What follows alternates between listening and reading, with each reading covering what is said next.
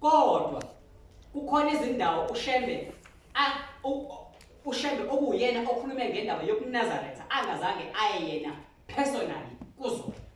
Kodwa kwaba nabefundisi abathile abathumela like eNewcastle kwathunyelwa insizwa yaseRichmond ukuthi ayoshumayela khona umfundisi uPetros uXolo not yaseRichmond eyakamuva yaseRichmond insizwa yakwaNqetho noma yala eHillcrest umkhulu uPetros Nqayi owaba ngumfundisi wokuqala waleli bandla uyena ohambisa bona khona uma ngabe uya koSwazini bakhona omvakela uMagubane nabanye abefundisi ababengaphambili kwafundisa uMagubane abaya khona ukuyokufundisa kodwa nabo bagcina efikile ubaba omkhulu kodwa befundisa aqale wabathumelela isikompilo ke nalenkolo nalendlela nabayiphilayo kumele bayiphile ngokomnyalo womsunguli lento kade ngisho ukuthi kunezinto eziningi ezinye esizenzayo noma ezenziwayo abanye abazenzayo kodwa ezingekho kwi-doctrine kababa omkhulu uma ngabe uyifunda kahle uyilandelisisa uzothiwa ayi lokho siyakwenza nje kodwa baba bethu abasitshelanga ukuthi kenziwa baba bethu bese kodwa bese kuthiwa ke kunegama elikhona ke liyayishiwo kuthiwa okwasekuphakameni akwaziyo. Kunezinto lenkolo ethi mangabe ifika ibese eyazi-adopter zaleso simo ukuze bangaxwayi kakhulu abantu ukuthi sebeyekiswa zonke izinto zabo but lezo zinto ezisuke yithathwa kumele wazi ukuthi phambi kwamehlo kaNkulunkulu azisona isinengiso. For instance, ukubhinca izidwaba phambi kwamehlo kaNkulunkulu akusona isinengiso ukuthi siyabhinca. Uma ngabe ulifunda kahle iBhayibheli uyathola ukuthi ngamhla sebezibone ubuze babo abantu ekuthiwa ngabokuqala ensimini eseyideni ngingasho ideni yakithi enhlanhleni phela fanele ngibuya ngichome phela waseyideni la ukhona negameko khona ngobe ngichazele nangayo ideni ibe sifuna isihlabelelo esisihlabelela ama esinzwaba lesilokugcina ibe sisitshela ukuthi sisenabele senze inyawo zikaJehova sikutshela ukuthi umuzi owakhiwa kwanikezwa ingelosi enkulu kakhulu eMkhayideni yaqanjwa ngamagama amabili igama la ingelosi uMika kwasekuthatha negama lapha esuswe khona Eden Mikhayideni Mika plus Eden equals to Mikhayideni. Ngamanye amazwi ningihloniphe ngimkhulu ngokuhlekile nje ngabamncanyana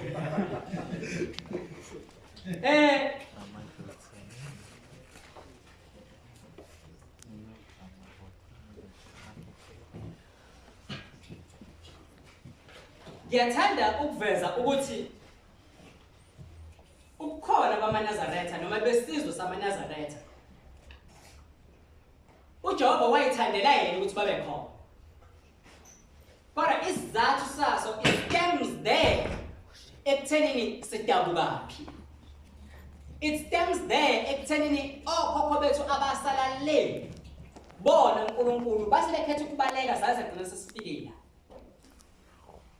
Lo mNazaretha sikubona bungokolibo olulandela yonke imigudu yabaprofethi abeke babakhona kusukela kuMose kwehle njalo ngoSamuel kuze njalo ngoJeremiya bonke labo profethi imvama yabo babethunywa uNkulunkulu ngoba kufunwa thina ekwedukeni okwasehlekela ngamhlazana kudlula emhlabeni noma kuPhothaba inkosi uSolomon amadodana akhe amabili uRehobowamu noJerobhowamu basebebangisana ngobukhosi izizwe ezilishumi zagcina zivuna uJerobhowamu ezimbili uJuda noBenjamini bavuna uRehobowamu.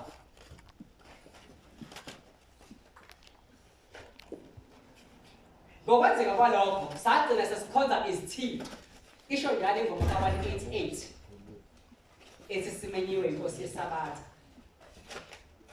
Kukhona ivesi elikhuluma ngokukhonza kwethu izithixo. Alisho thini ukuthi sasakhonza izithixo per se, kodwa lisho laba bethu esingamanyonga abo ukuthi bayikhonze iThixo wabadinela uNkulunkulu base beyabaleka. Ingakho inkosi uJesu uma ngabe kuqhamuka owesifazane ithi edlula ibe simemeza inkosi uJesu ethi indodakazi yabe ikholeka ngamadimoni ayithulele uJesu. Ngoba wayesilolo libo lolezi zizoziyishumi nambili noma lezi zizoziyishumi ezase zilahlekile ezayifuni. Baze bamqhawe abafundi bathi hayibo nanga ukukhalela. Uthi mina ngithunyelwanga kwabanye. Kuphela ezimvini ezilahlekileyo zendlu kaIsrayeli. That is why uNkulunkulu mangabe esephika la inkolo ebese ibiza ngenkolo ayekade efuna ukuthi ibe khona inkolo yobuNazaretha kodwa ngokuthi kwakuyisikhathi sokubusa kwama-certain empires ebe nesihluku. Ikakhulukazi abantwana bakaJuda noma bakwa-Israyeli bahlukanyizwa i-empire yokuqala yaseBabylon kaNebukadnezar. Eyesibili to be precise ngoba eyokuqala eyaseGibhithe iyofa, eyesibili kube ekaNebukadnezar. Eyesithathu ngenkathi noma eyesine kuzalwa inkosi uJesu kwasikhathi se-Roman Empire. Uma uzokhumbula ukuthi ugovernor wakwa-Israyeli noma seJerusalem ngaleso sikhathi kwakuPontius Pilate kwakuyiRoma leyo eliplantile ukuthi lizoqhoqhobala laba bantwana. uNkulunkulu wayesafuna ukuthi asikhulule kulokho. Namanje ushamba ufike ngesikhathi siqhoqhobele izizwe abeshaya ngazo ukuthi zisibuse. Wagcina-ke esikhulula. In few years or some years to come sizogcina sikhululekile. Ubukhosana bethu bubele kuthina ngokuphelele. Amen.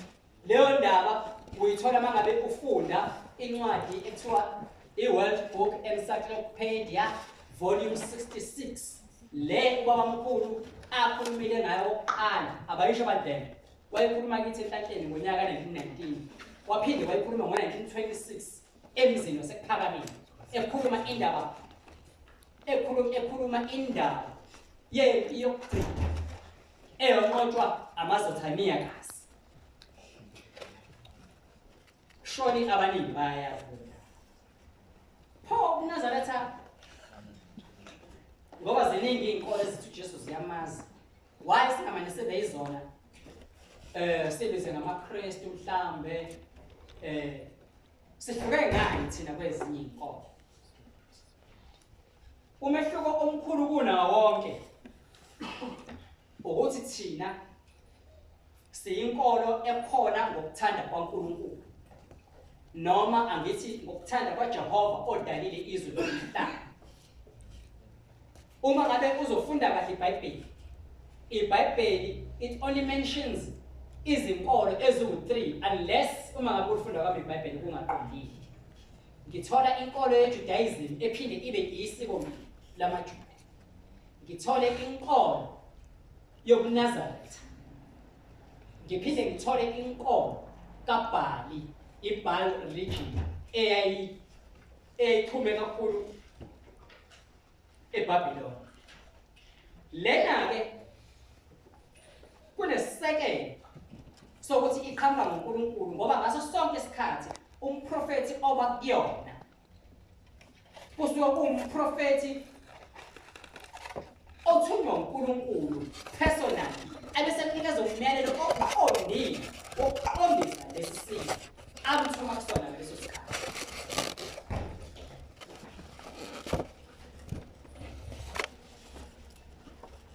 Kufanele sikhumbuzane ukuthi ubuNazaretha njengoba kuyinkolo kaNkulunkulu ingakho ukusihlukanisa nezinye izinto ezinye iy'nkolo enezibona zibenza. Ezinye izinkolo azinankinga nokuphuzwa kotshwala. Futhi noma ufunde eBhayibhelini uyathola ukuthi utshwala abunankinga unless la khuluma khona ngendaba yobuNazaretha. Kodwa indaba yethu ngotshwala ithi umuntu ongumntwana kaNkulunkulu akaphuzi okuvutshelwe ngezinhlamvu zevili. Kodwa ngoba sekuyinkolo enomprofethi aphinde abe uNkulunkulu.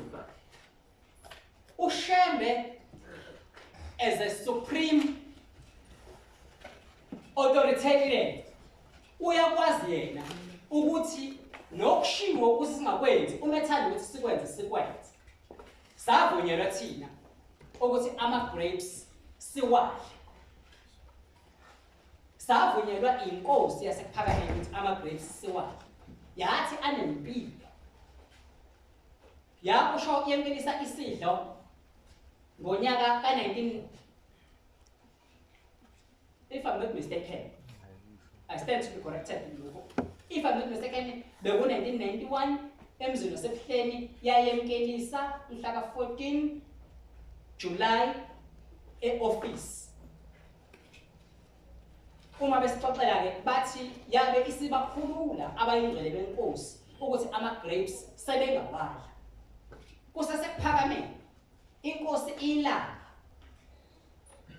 yayithi ama-apula lawa ekuthiwa i-Granny Smith lawa alihlaza kakhulu lawa odokotela bama-dentist abagqugquzela ukuthi masiqeda gqoke bese siyawadla. Ngobumuncu bawo umNazaretha akawadli, kodwa inkosi ilanga yathi asiwadle kuphela uma ngabe seyisemqelisile isidlo. Uma ngabe sekusebusebuhleni ithi inkosi wadleni throughout ama-grapes, wadleni throughout lama-apula e-Granny Smith ngoba ayimpilo. Kubalulekile ukuthi ama-vitamin atholakala kona nani nibe nawo. Sinikezwe ubani oyi-supreme authoritarian. Kwangeke kusuke umfundisi azishobela ngoba nakhe efunde kabanzi ngezempilo njengani nje, njengoba nifunda ngemedicine ibesenza sitshela ukuthi hayi lalela mahlobo thatha ibhungezi ukhathe ngayo. Cha ngeke ngikwenze.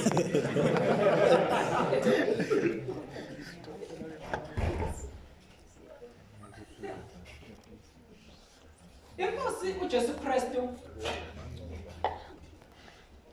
by birth iyiNazaretha. Uma ngabe ufunda incwadi kaLuka ikhuluma ngamaNazaretha amabili. LamaNazaretha omabili abazala. Ikhuluma ngendodana ezalwa uElizabeth noyise uZakhariya, uJohane uMbhapatisi. Ibese mawuqhubeka nayo kuverse 26 ibese ikhuluma ngokufika kwengelosi uGabriel kuMaria esezoconceive inkosi uJesu Kristu. Liphinde liveze ukuthi wazalelwa eNazaretha ukuze kugcwaliseke ukuthi uyoba umNazaretha. Wahlala khona eNazaretha ekhula ngesikompilo lobuNazaretha.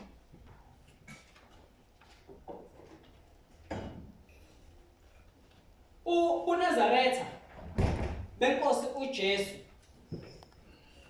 buhlobana kakhulu nobethu. Ukuthola ngenkathi eqeda izinsuku 18 zokuhlambuka kwakhe eseqedile nokwemeliswa usiko lobuJuda oluphinde futhi lube usiko lwenkomo i-circumcision, eseyothulwa enkosini. Ngiyathanda ukuyiquota le ncwadi as it is. Incwadi kaLuka 2 verse 21 up to verse 23 ikhuluma ngokuthi abazali uma ngabe sebethole ingane eyizibulo lomfana, leyo ngane kufanele banikele ngayo kuNkulunkulu noma enkosini, ukwenzisa lebigama enkosini noma uthi uNkulunkulu. Inkosi ingenza noba yini ngaye mayithanda. Ingamthatha yona, imgcine yona, izikhulisele yona, imthulumeze yonke imisebenzi ecabanga ukumenzisa yona. Uma ithanda futhi ingamshiya kunina ibese lokhu isibusiso sokuthi uyizibulo lethu, kodwa yena usuke engowenkosi. Kangangoba nabo yilokhu uhlobo lokuhlupha asuke analo. Awunalo igunya lokuvulisa ukuthatha ulwazi umshaye ungaqalanga wayomceba enkosini ngoba ungowenkosi unikelile ngaye naye enkosini. Le ncwadi ngifundeka kanje. Ngikhuluma ngesikho nala ekhaya. Kwathi sesiphelile izinsuku ezisishiyagalombili zokuba asokwe. Kwathiwa igama lakhe nguJesu. Elaqanjwa yingelosi engakakhulelwa esiswini.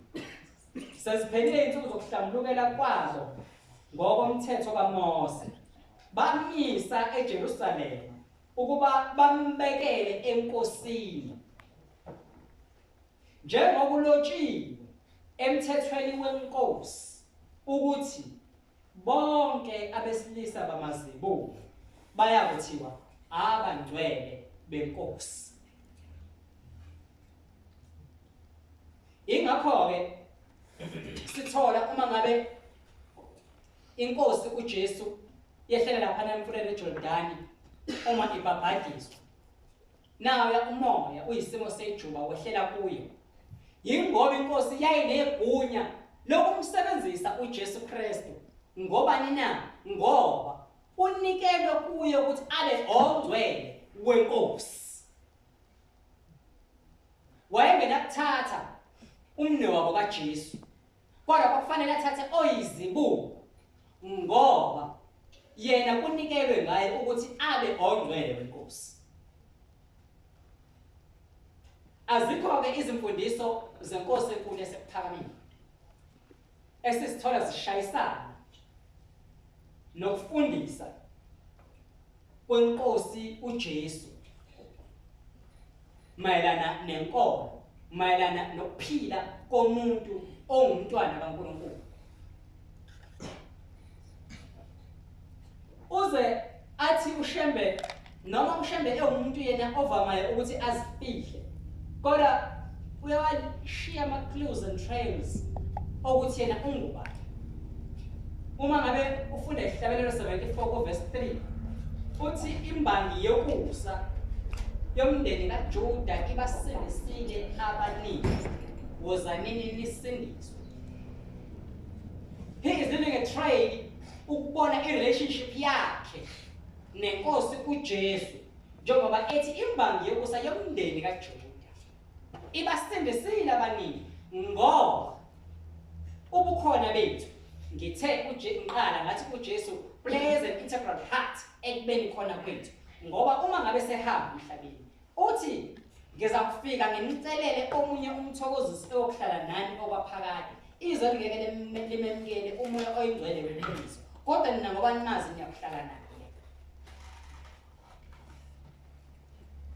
I-definition esikhulishiwe neyiyo futhi ngoShembe ithi uShembe ingxenye yesithathu kaNkulunkulu ewuyise eyindodana ebese eba umoya oyingcwele. Uyena ke lokuthokozisi esinaye thina njengamanje simcelela ubani kodwa inkosi uJesu Kristu kuba azokwenza njani azohlala nathi abuse phakathi kwethu sibe ngabantu bakhe yena abe inkosi kithi. Naye uyakufakazela lokho kwesiHlabelelo 58 kule verse lakhe elithi lowo owasethembisa wona ngoJesu Kristu inkosi uma wakho mawuze inkosi mabaphila abantu bakho isiHlabelelo sokuthandazela usaveza khona ukuthi sithenjisiwe nomoya. Wayeshumayela esenyameni yobuprofeti eshumayela ngomoya oNkulunkulu okumele kube wona ufike usindisa abantu ngoba uma ngabe yena eyinyama yedwa akanakwazi ukusindisa abantu kodwa ngokukhona balomoya osucelele inkosi uJesu Kristu bese uhlala kuye bazobe sebeyaphila abantu. Aphinde futhi ahlabelele esesimweni sabulo kuba umoya ke manje kweHlabelelo 71 uthi ngikuqala kwendlela yakho. Ingakho amanye ama-theologians ethi umoya oyingcwele mdala kunenkosi uJesu. Kodwa ke singaphikisana sivumelane kulokho.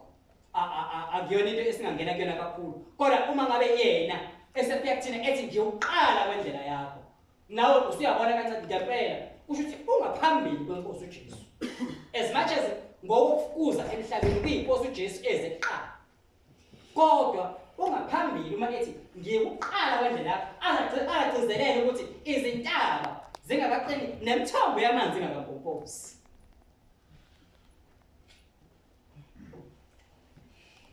Into esuke ke isidide mhlambe ngendaba yenkosi uJesu nokuhlobana kwakhe noShembe ilokho ukuthi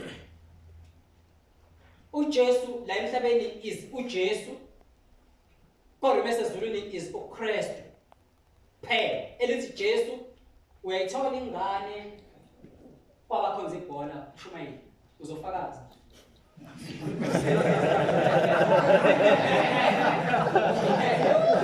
Baningi abadlali esikwazi ebholeni uma ngabe uya emazweni afana nabo Portugal, uya Brazil, Argentina, uyabathola nabo Spain, uyabathola abantu ekuthiwa oh Jesus. Mhlawumbe baze bazame mhlawumbe ukulihlonipha bese bethi Jesus pronounce.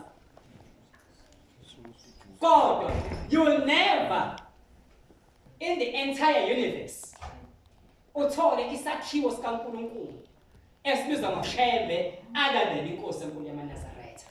Ngoba leli gama wehla nalo ezulwini, weza nalo linjalo emhlabeni. uShembe la emhlabeni abe uShembe nasezulwini. Inkosi uJesu nenkosi uShembe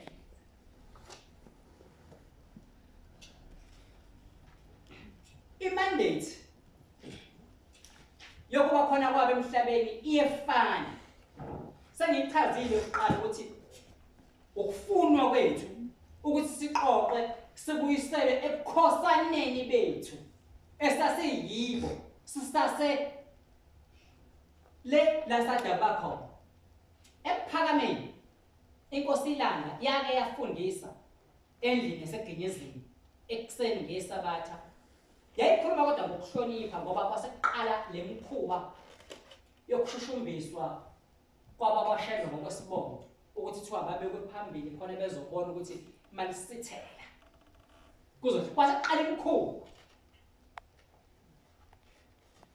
Ethi ke uma ngabe ikhuluma yabe sikhuluma indaba kaMose, yakhuluma indaba kaMnewabo uAaron, yasikhuluma indaba yomprofetikazi uMiriam udadewabo walezi insizwa zombili. uMose wayewumagcini wakulezi zizalwane zandawonye. uMose njengoba ayenamalimi lethule uAaroni noMiriam babemthatha kancane bemeya kangangokuba nokubonela kwakhe noNkulunkulu babeyinto ababeyithatha as a joke, noma beyibona kodwa ekuphathi nendawo ibe yijoke. Uma ngabe ikhuluma inkosi iLanga angizigcina kuyona ngoba ngisekuvezela indaba yemandate ukuthi iyefana. Uthi ithi inkosi iLanga uthe uma ngabe sakuphekwa nqenqema lolwandle amagagasi ayajombana bathi maphenduka bayibona intuli zisuswa yini yinqola zempi kaFaro. Baqala Miriam wayishinga izinkosi wayifana nentombi zabaZulu yazigqaja ngomntombi bayo. Yazi wabafanisa noLina Mtungwa, wabafanisa noMbila Ithutha, wathi intombi lezi zazigqaja ngomntombi baso. Uthi noMiriam wayenjalo. Waqala wathetha manje wathi yeyi wena Mose leli namalimi le yakithi kuthi angekufaka isicathulo uyekudelela wena. Usesihleli kahle eGibhithe. Manje uzosibulelisa ngolwandle sohloshaka. Usicabangela kahle. Naye impilo njengoba bezama sisibulela basifakela besidloshaka. Wabe sekukhuluma bese izwi likaNkulunkulu kuMose. Lathi induku esesandleni sakho ikhombolwandle kuzavuleka indlela niwayena. Wathi mangabe imisa induku livuleka kulwandle. Owagcuma kuqala kwaba yilo oweya umfowabo wathi hilili. Hawu ingane yakithi ingcwele ikwazi ukukhuluma noNkulunkulu, hawu yesabeka.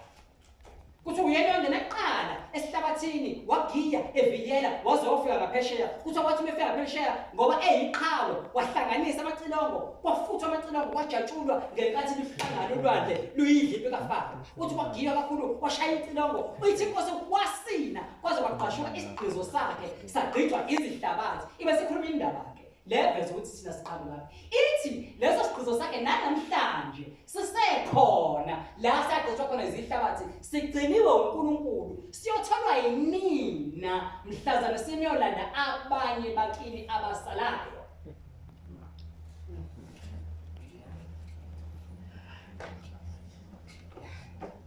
Mhlambe ukuyicacisa ngesubstantiate of part. Mhla ka-9 June 1924 la kwasatholakala khona umuzi oselethezini ematshela isithupha. Sekuyambiwa khona babamkhulu ngeke ngiqale ukuthi niyazi qalaphi leyo ndawo. Uma ngabe senimbiwa ususwa lamatshe uthi babamkhulu amazi awashoyo kodwa uthi banini lani khipha amatshe lawa ayisithupha esawabeka la nobaba. Kodwa elilandela lapho elikhulu ningabe lisathinta ngoba lesekele umhlaba labekwa imina nobaba. Inkosi langa 1938 ithi uShembe uyiladi step ladder uthi uyiladi lokwehla kaNkulunkulu eza emhlabeni. Ithi uShembe kuyakwazi ukukhuluma indoda ezelo yiso nonini. Uthi uShembe kuyakwazi ukuthi ukukhuluma ingelosi. Ithi uShembe kuyakwazi ukuthi ukukhuluma umprofeti. 2 years back or 3 years back ithi inkosi uNyazi beva nomhlangano kuthiwa underline that kuthiwa nginitshele ukuthi kuseza abaningi kunani nina enilana kwase kukhuluma umprofeti lawo otshela ukuthi tshela laba bantu otshelwayo olalela atshelo tshela laba bantu ukuthi ukuthi kodwa kube wayethanda kwangakhuluma uNkulunkulu athi kuza abantu abaningi kunani lana ngithi anginazise ibe sakwenzeka njengoba sikubona kwenzeka. Akwenza ngegameni lo prophet lokho kwenzeka. Kwenzeka egameni kaNkulunkulu kodwa ufike kuthina ngomprofeti ngoba uShembe uyizitebhisi sokukhuluma noba isiphi isikhulu esikhanda isigungu sika Jehova. Lana ke uma ngabe ulalelisisa kahle akhuluma uShembe ngoNkulunkulu. Uthi esalibeka nobaba sasekela ngamhlaba. Uyabona akuyena unguye onguye kodwa ukhuluma ngonguye uthi yena wayena. It possible ukuthi mhlawumbe kwakhuluma inkosi uJesu. It possible ukuthi mhlawumbe kwakhuluma uMoyengcwele oShembe ngaleso sikhathi. Uthi ke uma ngabe eseqala sengimbili ebese ingane kaNyathi Petros Hadebe owasuka eLesotho ngesibonakaliso esibona ukuthi uJesu usekhona emhlabeni. Usho njalo uma ixoxa uMeshach Hadebe indaba baba kwakhe ukusuka kwabo eLesotho. Uthi ubaba mkhulu ngenkathi esho lokho nganengeka ukuthi wasekhulumisa manje wazenza inkosi uJesu manje futhi lo muntu ngangixosha esontweni mase ngithusha lo muntu ngishambe ngithatha amazwi kaMeshach Hadebe wase manje ekhulumisa okukaJesu ethi yena nobaba ukuthathaphi ngoba usitshelile nje ukuthi uba nodabukaphi esijwayele bahlanya ngempela nje ukuthi uhlanya kule ngimbi kodwa ngizobaya ngaphela banga abantu mhlawumbe ukubo kwaba yinto ezine kumbili uphunyelwa amatshe athe bese kuphumile wonke athukumisha habo ebese kwaba mkhulu ngaleyo nkathi aphenduke eyakuMeshach athi we Meshach ngabe namanje sangingabaza ukuthi mina ngivele ezulwini uyenza kusakhuluma manje uShembe bese ndimeni yobuntu akusakhuluma manje uShembe ongazazi ukuthi udaba akusakhuluma uShembe oziqonda ukuthi yena uyini uvelaphi akusakhuluma noShembe lo okhuluma ekuthande noma phambi kokuthanda sakhuluma uShembe omkhulu kuna uyamqonda ukuthi mina konje ngivelaphi wena ngasho Meshach athi hey ngiyaqonda uvele into yazi wena ukhokha wakho uyaceza weze bekhuluma nomuntu ke lapho wena kodwa waqonda ukuthi hey ukhuluma isilwane manje wathi hayi angikaze ngingabaza mina baba wena kade ngakubona ukuthi uvele ezulwini impela uvele ezulwini oshisa kwenye indoda enamadevalo ohlobo oluthile wase ethi ngisubstantiate lento njalo uKameriel esho inkosi ila wase ethi ubaba omkhulu wena msheke mfana wami awungazi bese ukukhomba staff hlangana amehlo wathatheka kancane bengichaze ukuthi ngikhulu ngoseyidini uthi ubaba omkhulu wonelani kabili njengonyoko okhulu uSara owathi mangabe tshele at the age of 80 ukuthi uzokhulela uzale indodana wase yangihleka akangakholwa wenzelani nawe kabili ukuthi ufike ungabazi ibese manje mase ngikuvezela ukuthi ngikubonile ukuthi bungabazi uma sekutshela phinde uqamba manga ukuthi uyangibona ngivele ezulwini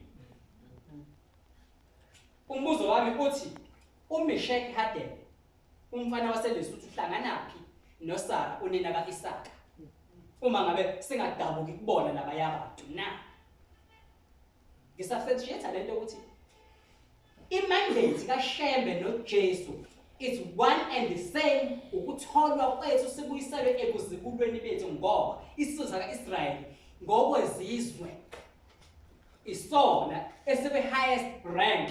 That is why inkosi la yayiqeda koba bethu lento yokuhlonipha abelungu noma ingane zabelungu zibabize ngamakhosana yathi nina amakhosana. It's because indeed samakhosana.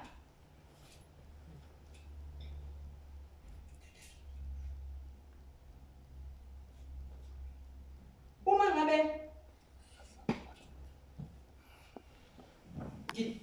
khuluma ngemandate eyesibili ukuletha ukulunga emhlabeni kanye nomusa kaNkulunkulu. Excuse me. Sikhule la ePhakameni kugwetshwa. La ePhakameni sikhule kugwetshwa. Bazokhumbula nje asebethe xaxa cisho njengami noShumayeli. Ukuthi uma usugwetshwa ibese kusukuma umfundisi kuqala. Athi kodwa ke asimzweleni. Ngoba inkosi bafundisile ngomusa ukuthi oshaywayo akalahlwa makangazideli. Kunento esikhona manje. Mhlambe kodwa ifanele kulaba esisho khona ngoba iningi labo abasuke behlukumeza isiqu. Umuntu ehlukumeza isiqu bafethu akunazwelo, akunashwele kuye. Ngoba uhlukumeza into enkulu kabi emhlabeni. Apart from thina samaNazaretha. Yabona uma ngabe uhlukumeze uShembe. Ngizolinganisa ngani? Uyabona kade inkosi ekhona emhlabeni. Bafethu ngicela sihloniphe sisaba. Ngoba kuyona khona yasho umfundisi uNgidi. Kodwa wayechaza ngala terminology yakhe. Kodwa ukuhlangana kwamakhosi amane la ebese lezovala. Uyayibona imbumbu imisuka la izakwani ukuthi kuba njani la. Uza nje wena ngobuso kanje. Usho sithethe uzama izolo ufika izolo ufike kuhlebona nje sofika. Yabona imihlangana lembumbu bese izakona direct. Kuba mnyama kokugcina kwena. Akukhathaleki ukuthi umkhulu kangakanani. So ulaka olulapha ya. Salitshela uGBC. Salitshela uGBC kodwa kwasekulate ukuthi singathi ngicela ngishethethelela. Ngoba uShambe into inzima ingcono mhlawumbe ikhuluma othiwa. Yabona ekhuluma eseparadise. Ngoba nathi uthi soNkulunkulu ngokwethu. Uma ngabe ikhuluma kuthina, usesevunyiwe ukuthi akayisho kuthina. Yabona ngichaze oShembe abahlukene. Prophetic insizwa yakubo uNkulunkulu indodana kaNkulunkulu mhlambe nomoya engcwele. Kodwa bese kufika isikhathi ngokuphikisana ngoba khona abantu abakuphika wrong ukuthi ushebo uNkulunkulu not ngoba yena sewuqonda ukuthi ufuna ukukhuluma ngoshebo umprofeti kodwa ufuna ukuthi kwasho at all ukuthi ushebo uNkulunkulu afuna ukuthi umprofeti. Bese kufika isikhathi sokuthi akusho ukuthi ushebo uNkulunkulu njengoba akusho emaqala inkonzo yakhe evula inkonzo wavula evula umlilo ekhafula amalanga njengenkanyana. Ngoba sekufika isikhathi ukuthi akusho kuthiwa batshele manje kodwa kuphela kuthiwa dimisa usethini usebuye ethi ena uma ngabe nize lapha nizile kumina sekuthiwa casha-ke manje casha impela ukukhuluma kaHlembe ukhali macala onke kudinga inkonzo yokulalela ukuqonda nomoya ozokuqondisa ukuthi kuthiwa kodwa yena uNkulunkulu. Uma ngabe sizokhuluma ngalezi zinto eziwu-2 engizibalayo zokulunga nomusa abawulethile emhlabeni, ake ngilinganise mhlambe labakhona abantu bakwaZulu, angikusho kabi lokhu ladies and gentlemen eniqhamuka kaZulu. KwaZulu imajority abantu bakhona bayi-IFP. Angikusho kabi, ngikusho kabi. Abantu abaningi abazali emalokishini bayi-ANC. Lezi zinto zombili azihlangani, azizwani. Kodwa uShembe ngesikhathi esinzima sokuthi lezi inhlangano zishayana wakwazi ukuthi kodwa phakathi kwabo uma ngabe bephambi kwabo bakwazi ukubambana baxhawulane athi nina ningabami ningabandawonye regardless ukuthi wena u-affiliate nayiphi inhlangano ezombusazwe wathi manilana nje fakani ngomhlophe kuphelele anizokhuluma nenhlangano nizokhuluma ngoShembe kuphela.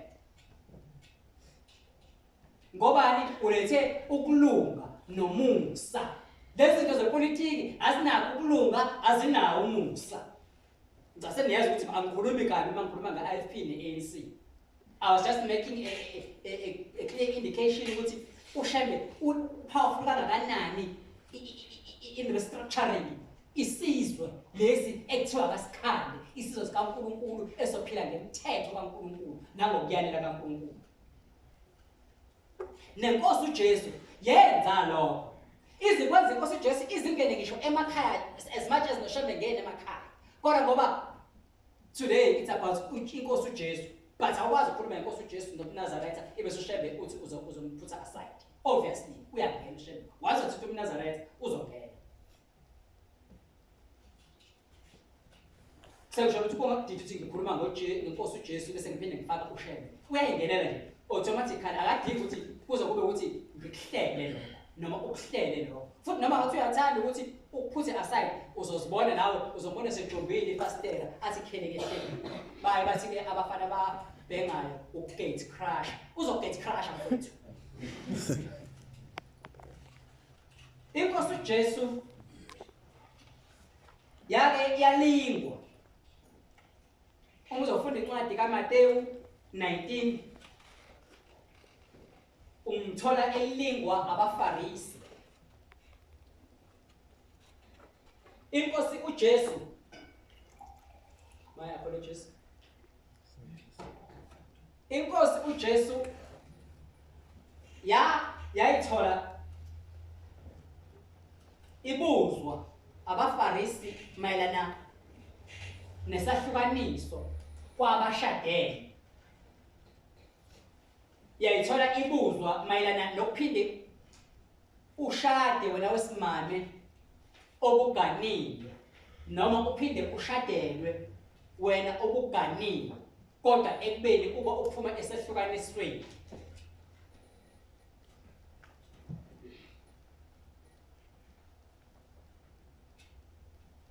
Laphaya kwa-Israel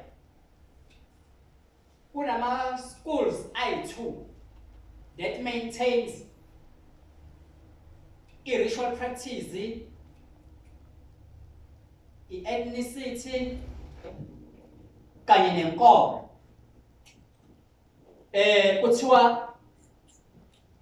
Kuthiwa amashamai namahilele.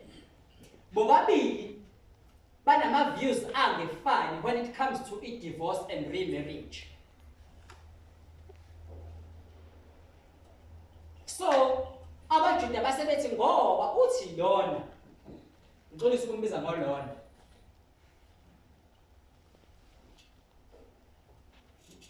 uthunywe uNkulunkulu uyindodana kaNkulunkulu akasitshele simbone ukuthi uzophotha yini emthethweni owanikezwa uMose ukuthi kwenzakala kanjani endabeni ye-divorce nasendabeni yokuphinda ushaya.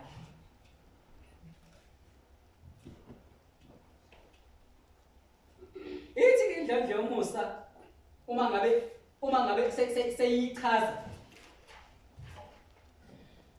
ngithi itholakala kahle encwadini kaMateyu 19 evesini lesi-6 ukuthi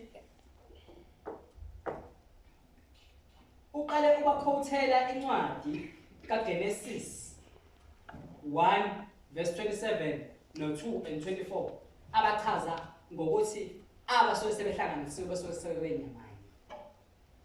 Yet ikhona incwadi noma ngokwesiko lobuJuda ekuvumelayo ukuthi indoda can declare that angisamfuni umkami imenzele incwadi and kuphinde kungabi nasigcawu la mhlalelwa khona lelo daba. So okay, it's fine, awusamdingi lo, okay myeke uyophinde kodwa enze njani aphinde ngani.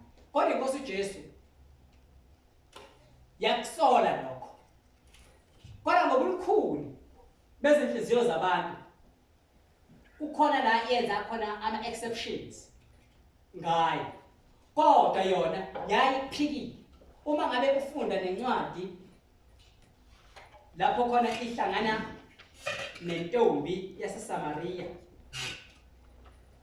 intombi yaseSamariya yayizokukha amanzi, inkosi uJesu iphuma ukoshumayela abafundi bakhe besayothenga ukudla edolobheni. Icela amanzi-ke ihona kaMariya uthi lona asidlelani abe ngale ndlela ibe ngayo iBhayibheli, kodwa ngicela ukuthi ibe ngale ndlela yami nawe. Asidlelani nani aze noma-ke azaveze ukuthi kuze kugcwele ukuthi hayi akusiyo umuntu lo, abone umuntu oseSamariya cha akekho umuntu ekhuluma nami ngitshela ophuza amanzi amanzi avela kimi nokuphila okuphakade aqala abone ukuthi ebe nami ngibe. Ithi inkosi uJesu qala uyolanda umyeni wakho ebese dideka losifazane ngobani kade eshada divorce. Lo ayekuyena kwase kuunkosikazi kwase kuumyeni wesihlanu ebese ethi eyi angina ebese siqinisile ukuthi nje siqinisile ngempela ngoba vele le nto lehle nayo akuyona umyeni wakho, kodwa umuntu omyeni wakho yilo wahlukanise naye ekuqaleni ngoba kwampristi phambi kwenu kaNkulunkulu wamela uNkulunkulu nasenakho izifungo nobabili bazi sebeke bahamba imihlanganiso noma imishado eparadise ukuthi kunencwadi efundwayo enezifungo zomuntu nomuntu ukuzibophezela kwakhe komunye nomuntu. Angibe igane enye indoda isekhona le nayazi ukuthi ihamba kanjani, angeke ngizokukhutha kakhulu. So nalana-ke kubona kwakukhona iy'fungo ozenza uma ushada noma ushadile. So ngalokho uJesu lawa ngoba-ke they've been formed ukuthi babe umuntu oyedwa, abanakwazi ukuthi bese kuphinde kuthiwa bahlukanise aphinde akwazi ukuthi ayoshada omunye. Ingakho inkosi uJesu Kristu ibeka umuga wokuthi once you get married, once you get divorced, do not remarry. Remain single. Because once you get married, you are committing adultery. So it's pink. Now okaniwe udivosile usuyenzile ukuphinga. Yasho njalo inkosi uJesu Kristu. Yabe umuga asukathulela. Ngobani iletha ukulunga. Lezi zama-divorce bafowethu uma nathi la esontweni singawavulile amehlo ethu engekho kukhanya singakubhekile ubungcwele izogcina ingenile. Uma ungabe unothisa of late i-separation lesontweni ningi hawu uhlalaphi uphe emzini, hayi emzini usendwedwe. Uhlalaphi, hayi ngihlala la ehostel edrobheni. Benzani nkosikazi hostel? Ubaba wasekhaya ukuphi? Hayi uyasebenza emayini amalahle eDandi. awu na usuyayibona le nto ena i-separation esiningi lesontweni kodwa babanjwe ukuthi uShembe akavumile ukuthi kube khona i-divorce ngoba umi kule mandate uJesu afika nayo yokuthi i-divorce ayiyo into enesibusiso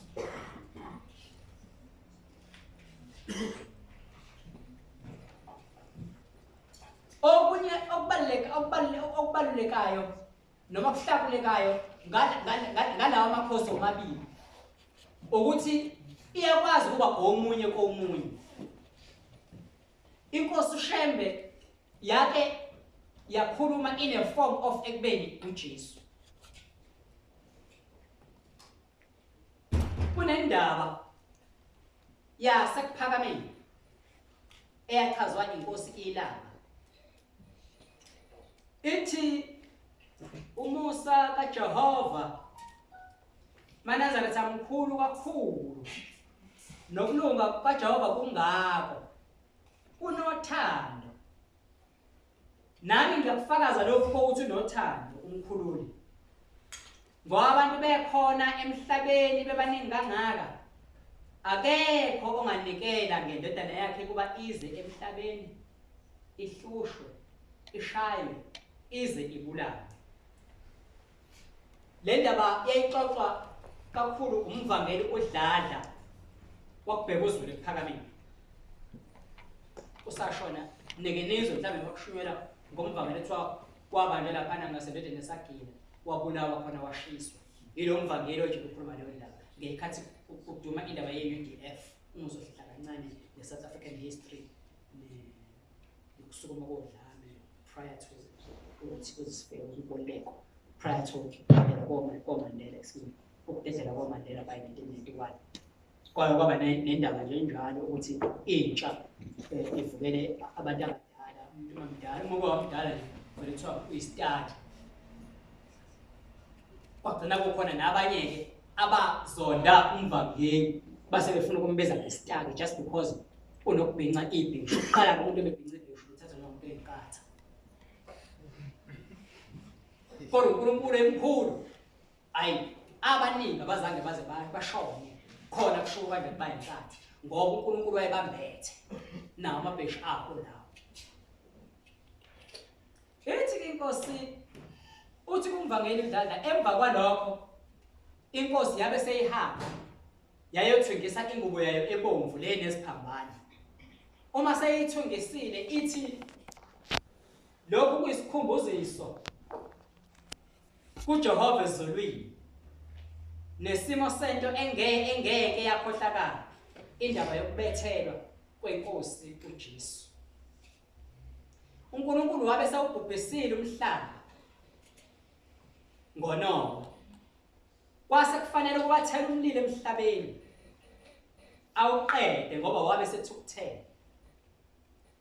Kodwa wabuye wakhumbula ukuthi imimoya emibi le emelene naye izojabula kakhulu imhlele ngoba vele ifuna lokho ukuthi ahluleke ukuphatha umhlaba. Wayekhuluma-ke ngalo 1/3 majority wezingelosi owaphuma nalesifa ezulwini. Wabe sebuza uJehova ezulwini ukuthi ubani ozoya emhlabeni. Khumbula le ndaba ixoxwa inkosi iLanga kodwa usesimweni sokubeni inkosi uJesu. Ubani ozoya kubantu emhlabeni afike ageze abantu abahlambulula abalungisa. Ethi inkosi izingelosi zabukana zonke zabuka abaprofeti ababeshayiwe babulawa njengoba ingomisho Jerusalem onibulala abaprofeti bethanda kangakanani na. Zabe sesisaba zonke zasifihla phansi kwamaphiko azo. Uthi mina ngabe sengiyasukuma ngathi kuthuma mina Nkosi. Kodwa indaba ixoxa uShembe kodwa uyixoxa in the form of ekubeni uJesu. Ngathi thuma mina Nkosi. Uthi ngasukuma ngagqoka izingubo ezifana nabantu engabe ngiyakubona. uthi kwabe ngesikho okokuqala ukuphuma kwami ezulwini useshintshele futhi akusesiyo uJesu sakuwumprofeti ngoba ubaba omkhulu wasichazela ukuthi umprofeti okuhamba uNkulunkulu aphinde amthume emhlabeni. Kodwa la ukhuluma ngendaba kaJesu nokuthi yena unguJesu. Kodwa futhi kuphinde kuqhamuke indaba yoprofeti in between. Ufunakala njalo inkonzo ukulalela nokuqonda nokuqondiswa umoya oyingcwele.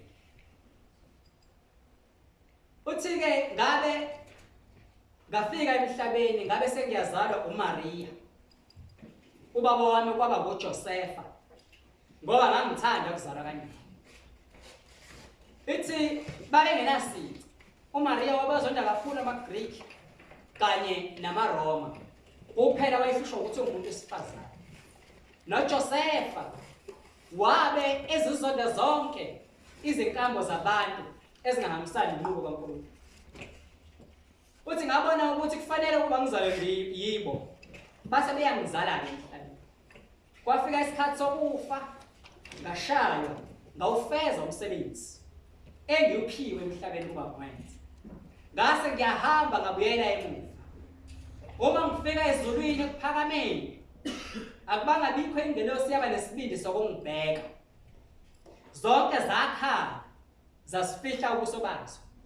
Ngiyacabanga ukuthi ingoba zaziqala ukubona umzimba womuntu olimele ngalendlela olimele ngayo.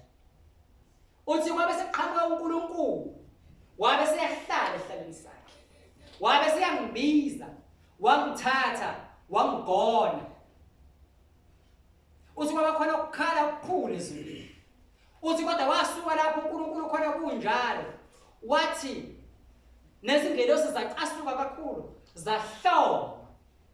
Ngicabanga ukuthi iyalinka le ndaba ekhulunywa inkosi ilanga. Kodwa siyixoxa lo mvangelo odlala ukuthi isihlabelelo 7 siqalaphi, iqalaphi indaba yaso. Uthi zahloma izingelosi ezigade umhlaba emagumbini omane. Zathi sizoqala ngaphi ukuba siwubhubhise umhlaba. Uthi kodwa khona enye yazo eyasukuma yathi wo ningawona umhlaba. uJesu ngoba kwenzile bekade bekuthunyelwe emhlabeni. Nizawubhubhiselana umhlaba na. Uthi ngaleso sikhathi uNkulunkulu wabe sebamba umhlaba wasewusondeza. Uthi kwabheka ngakuye iAfrika. Kwavela nina abamuluzi sobala. Uthi kwavela nina benzale kwaGondwana, nina benzale kwaPotovana. Nina esekuhluphekeni okukhulu, nina esekugqilazweni okukhulu. Wase yabuza uNkulunkulu. Wathi ngiyafuna ngilahlekelwe. Ubani ozakungitholela laba bantu ababuyisele ngokulunga endaweni yabo ebafanele na? Uthi zonke izingelosi zazimboza ngamaphiko zabheka phansi. Uthi ngabe sengiyazizwela ngoba zasesiguqiswa kwamaSulumane. Uthi ngasukuma ngambheka uNkulunkulu ngathi thuma mina. Uthi wabe seyabonga. Wathi shembe ngiyabonga. Sekushembe manje sesiuJesu. Uthi wathi shembe ngiyabonga. Ngoba ngawe sekuzowunyathela umhlaba. Sekufakazisekani indaba ka1938 ethi ushembe uyistebulale sokwehla kaNkulunkulu ezemhlabeni. Uthi hamba shembe uya emhlabeni. Hamba nakho konke kwakho. Uthi ke ngabe sengiyasukuma, ngabe sengiyaqoqa ingubo efana nani, kodwa igama lami lasezulwini elokuthi ngiwushembe ngehla nalo, ngeza nalo emhlabeni. Uthi kwaba ngokuqala ukuba ezulwini kuthuthwe ubukhosi bakhona behlele emhlabeni.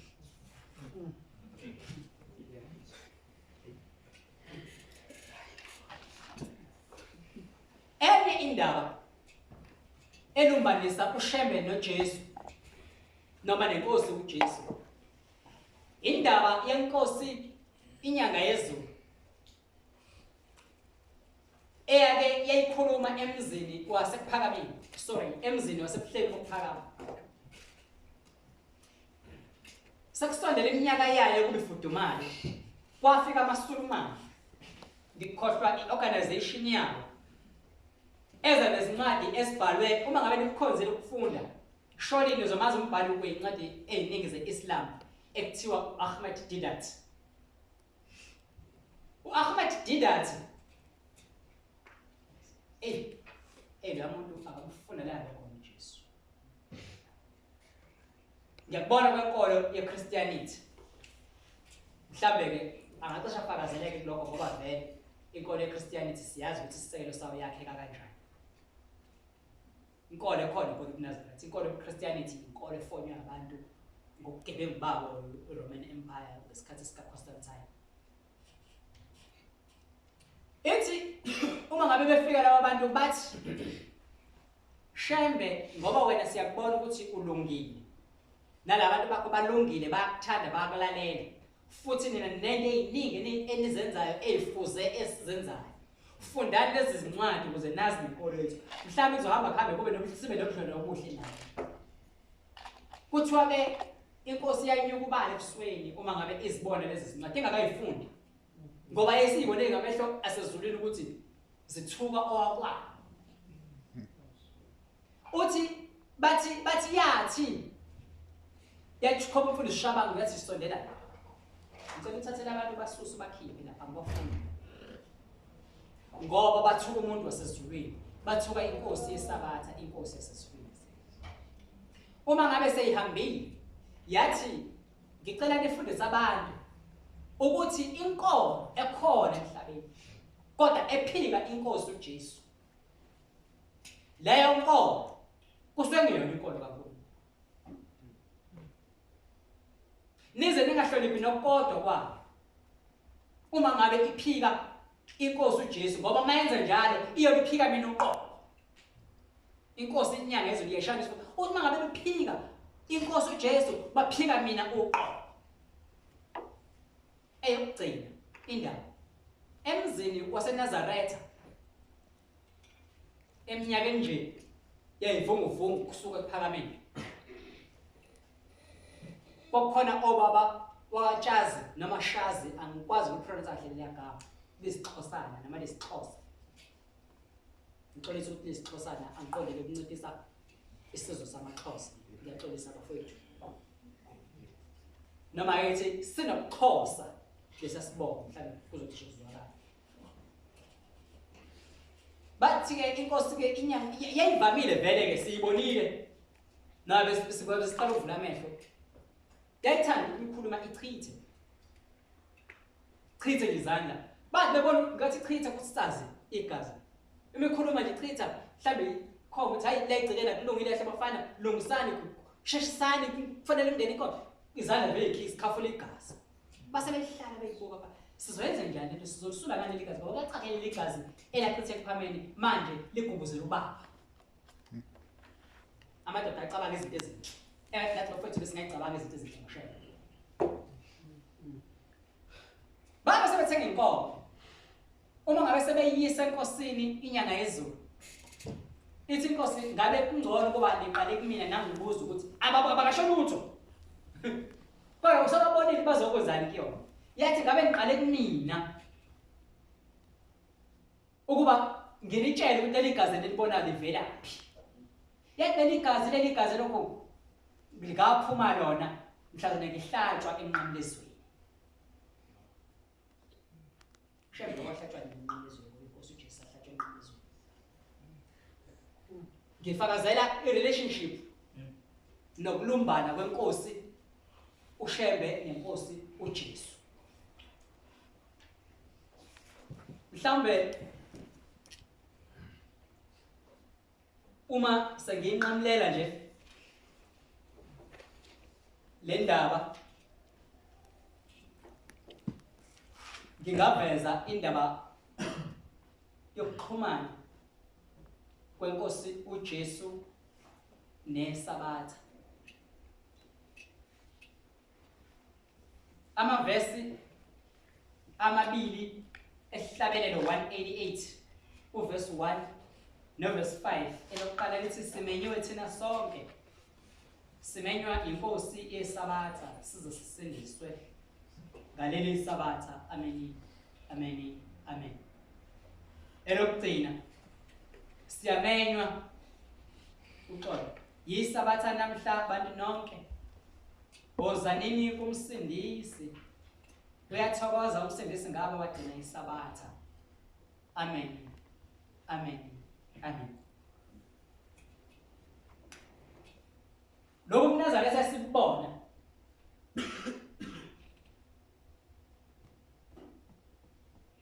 bufika noShebe.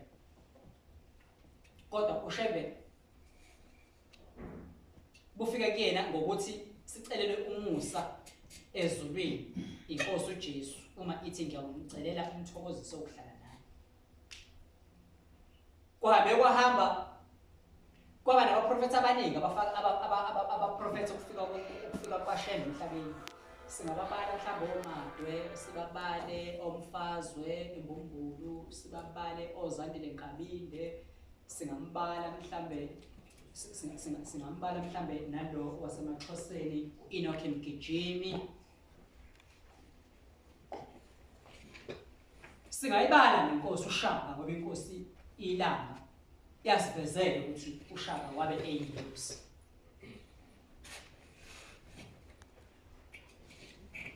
Ingakho ke kwagcina kuphoqeleka ukuthi isabatha seligcine ngoba sisolibeni noma inkolo sikene isolibeni laba profeti abake baba khona phambilini prior to ukufika kwaShembe emhlabeni. Kusho ukuthi thina inkolo sikuyona as much as ibukeka inje just because say infinite. Inkolo oba nawo la emhlabeni iphinde kulandele nabolizayo kodwa isahamba ngolimo olufanayo naloluya. Kwakuphoqa ukuthi kugcine sekugcinwa isabatha. Abaningi-ke la esontweni ngiyaye ngizwe bekhuluma indaba ka-1923 kubuywa eChandakazi. Kodwa mina in my understanding ngonyaka ka-1923 ingale nkathi kwafika khona ingelosi kubaba omkhulu izomshintshisa u14 isusa kuthina esawunikezwa omama thina sasisinikezwa u23.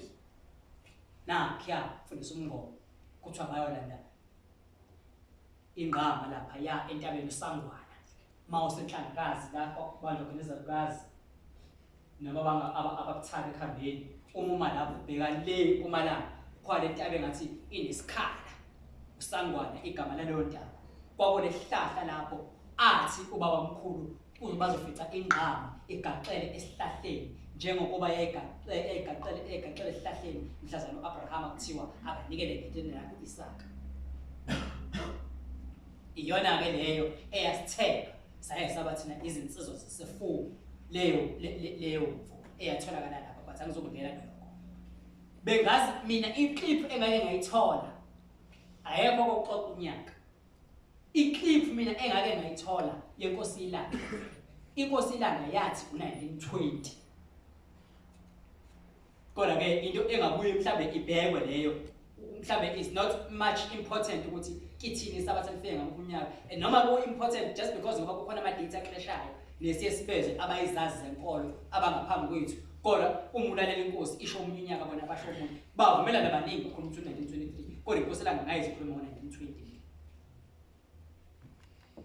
Uma ngabe ufika umhlangano eDuthani ibivama inkosi umqali wendlela ukuthi iye eNtanda.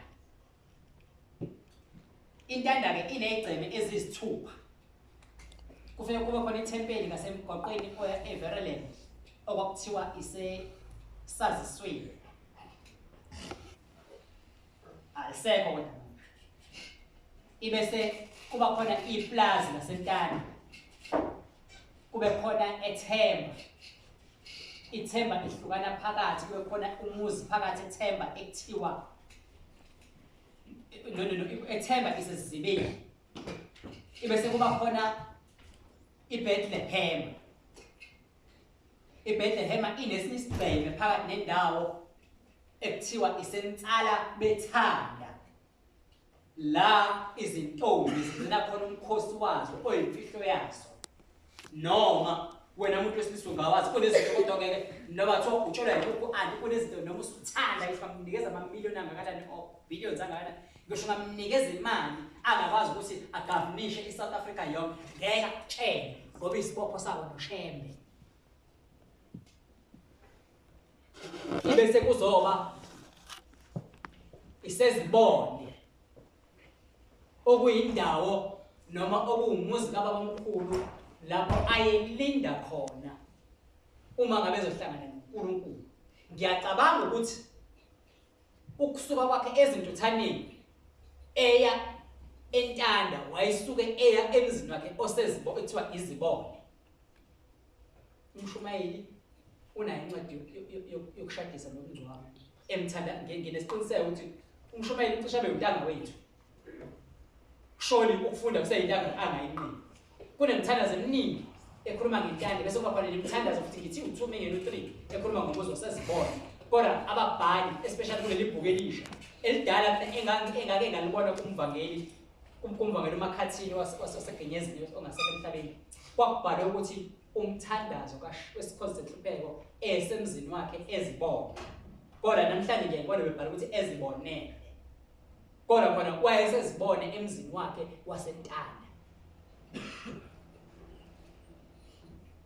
Uthi ke ongixoxela le ndaba lona leli khehla leli ayixoxaxoxa ke le engizoyisho. Kuvele kukhulunywe nje ngokuthi isabatha lafikele ezintuthwaneni. Ake sithi ubabamkhulu announced or introduced isabatha kumaNazaretha ezintuthaneni. Kodwa ingelosi eyeza nomiyalo wesabatha yafikele eNtanda. Wayefakazela nayi ikhehla. Ngikhohlwa igama lalo ikhehla kodwa belisehlomani kwaSwayimane umkhulu uZuma. Bathi lapha ya musuke eKhenana ethempelini eKhenana noma ePanishini khona uzozwa mhlawumbe eKhenana usucabanga intaba. Size eKhenana lethempeli esedlalweni ePanish masiye entabeni. Khona into edlula kuzona before sisofika eNkatheni. Ngalapho kulezo izitolo kunomuzi wakamcineka. Umfana walapho wayebuye kosenga izinkomo emini. Inhlangano isuka entabeni. Inkomo zakhe zavele zaqabashiya zehla zifuna ukwehlela phansi eplazini lentanda la ligcina khona la mangabe suke sogawula akosesebenzela nabentanda bayabona la sebenza khona kunendawo engathi idami lakhiwe sokwalendlela amadumbe yila kwakutshalwa khona ke lapho entanda akuphelelele kakhulu no geographically uma uhamba intanda zokumathi uyishakala kodwa uma uhamba umgwaqo ugcina ngathi uqhambela ngakuyona. So izinkomo kunento ezaziyibona zibuka lapha ezansi zagijima. Uthi uma nento ethi akabheke phezulu uma ngabe bheka phezulu lo mfana wamcineka wabona ngathi siyavuleka isibhakabhaka. Kunento ehlayo ewukhanya okukhulu yehla iyashesha. Inkomo zabonga kakhulu zamisa amashoba zehla ishona phansi. Ukubona into ethi akaguqe wakhuza amen wathi uyindwele wathi amen wathi uyindwele. Engelona iNazaretha. Kodwa kunento yamfikela ethi thana amen thana uyindwele thana amen thana uyindwele. Yafika yathi zi la entanda. Ubaba omkhulu mabe seshiya umhlangano it was Friday uma kushiya. Kwakusasonto ngesonto noma kwakusakhoza noma kudunyiswa ngesonto. Ebese yahamba esewushila umhlangano ahambe yedwa ngalelo la. Akahamba kasho nabafundisi ababeseduze kwakhe. Omfundisi uMnqayi, omfundisi uMlanga, bonke abafundisi abajwayelekile ababeseduze kwakhe omngo. Babenge wahamba yedwa ngalelo la. Waya eNtanda. Uma ngabe eya eNtanda wahamba eside isikhathi. Uma ngabe sephuma uthi anengibuzi ngani kade ngihlaleleni. Wabe beseqala beselintroduce isabatha. Njengoba namhlanje likhona lizeligcina seligcina. Walichaza umdlalo balo ukuthi liyini, ligcinwa kanjani. Angikhulumi kahle ngalo mfundisi. Wayesesanda ukugcotshwa. Kuthiwa wacishe wahluluka. Sinesikoshini. Zayazi ukuthi inkhongomani. Khona umfundisi elatholakala kubo noma okwakungesiqobo sakhe esahlala esuitcase-ini esebenza efonini. Kuthiwa yamhlubula le ndaba ukuthi sazogcina isabatha. Wabe sebaluleka ukuthi lungisani ukudla masinyane enizokudla mabe sekushonila. Kwasakwathi ngosuku lwesonto kwasuqala kuhlanganiswa hlasephakame. Laqala ke lafundiswa ke manje isabatha lakuthunyelwa emathempelini zagejima igijima ezazikhona zalifundisa umhlaba wonke isabatha laba bafana nje abaningana. Kodwa ukugcina kwalisabatha wayekwenza lokho as a gratitude kulowo amthumile ukuthi ngalolu suku waphumula eqeda kudala umhlaba. sikhuluma ngoshebe omprofeti awushebe omkhulu.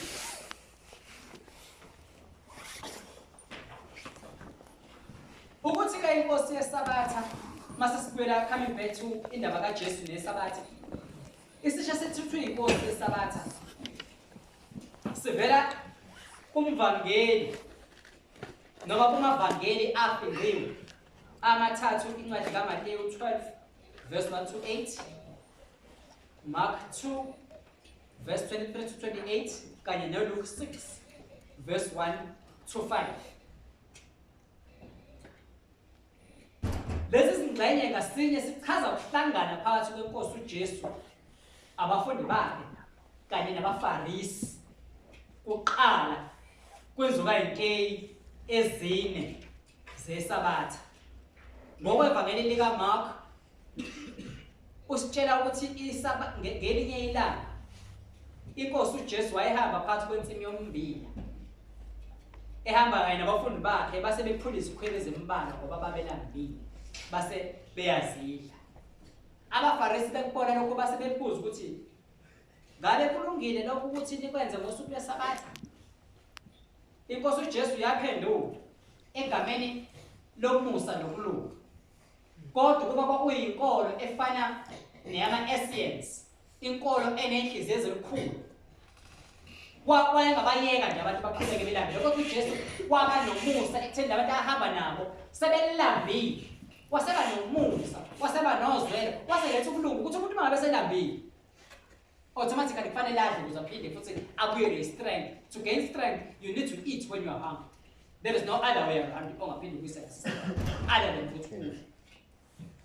Yase inkosi yabacabangela kwaphulwa izikhwebu zaseziyadlini.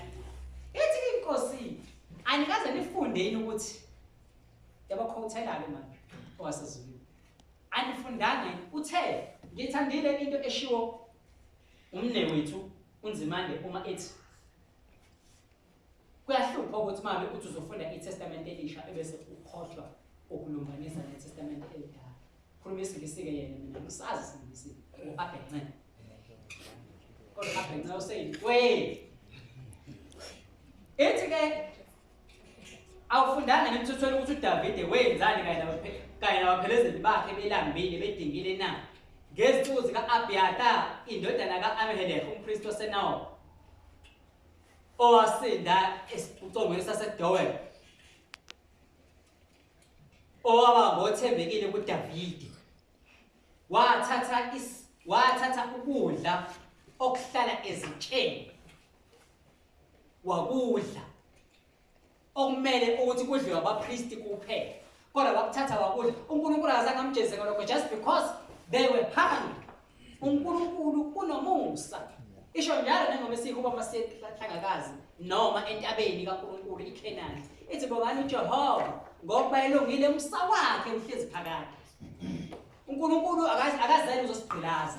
Ayikho into eyokugqila uNkulunkulu asenzisa yona. Ithina ngokuba cooked kulento esibiza ukuthi democracy okuyi part of i-system which was orchestrated by a devil worshipper ukuthi singayinaki indaba kaNkulunkulu nomzolo kaNkulunkulu, sibone ukuthi sigqilaziwe ngemithetho kaNkulunkulu.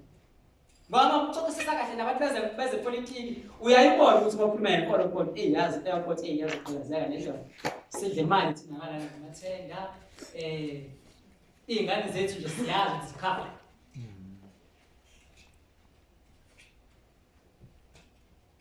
Isiqhubeka-ke inkosi ithi le ndaba le engishoyo eyabakhothela yona uyayithola kuSamuel wokuqala 22 verse 20 to 23, uyayithola kuSamuel wesibili 2, sorry kuSamuel wesibili 15 verse 24 to 37, uyithole nakuMakhosini wokuqala 2 verse 26 to 27. Isiyachaza inkosi ithi isabatha ladalelwa abantu, hayi ukuthi abantu babe abesabatha. Ngakho-ke indodana yomuntu ngalokho nayo iyini? Iyinkosi yesabatha. Ukuba yinkosi yesabatha kusho ukuthi kumnikeza igunya lokuthi yena angabuswa umthetho walo isabatha. Ubaba ekhaya utshela ingane uthi ingane ngo-5 ayibe semagcekeni ihlamba umzimba wayo ukuze ilungele ukuthi ushaye isikhathi sokuthandaza ngehora lesithupha ibe isikhona wonke umuntu esesendlini eseklini esekulindele abambe esontweni aphathe isihlabelelo afunde ukuthandaza ekhaya.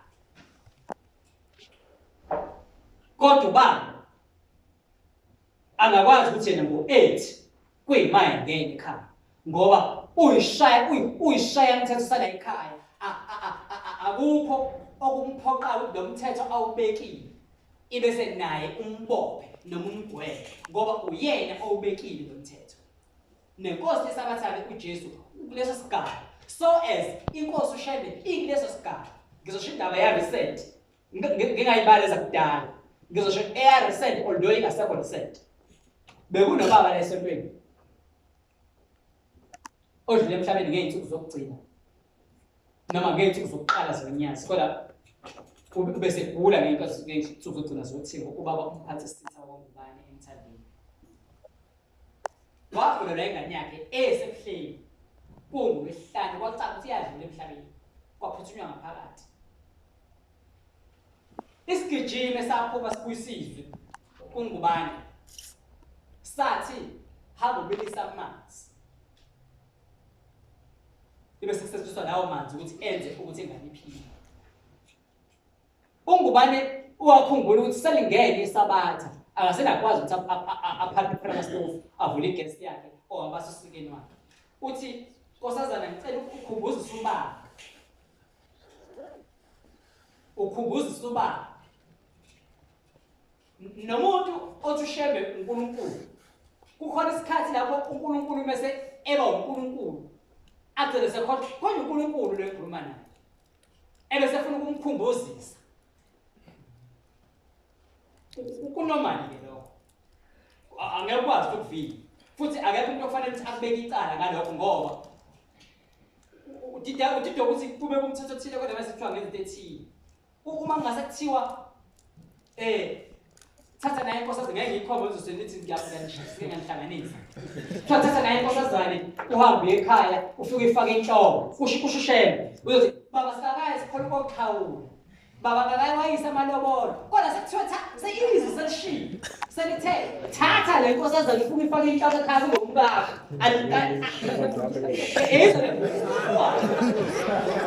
ihewa kwethu baba usamele ngikamanye amalobolo kuthiwa mthathe umise ekhaya ufake inhloko abomkakho akuthiwa wothatha lo abomkakho kuthiwa mthathe lalela uqonde ibese umoya uyakulungisa uqondisa ukuthi kuthiwa inkonzo ukulalela nokuqonda ibalulekile.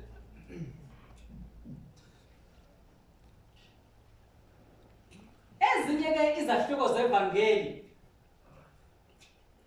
eziveza ubuhlobo obukhulu benkosi yesabatha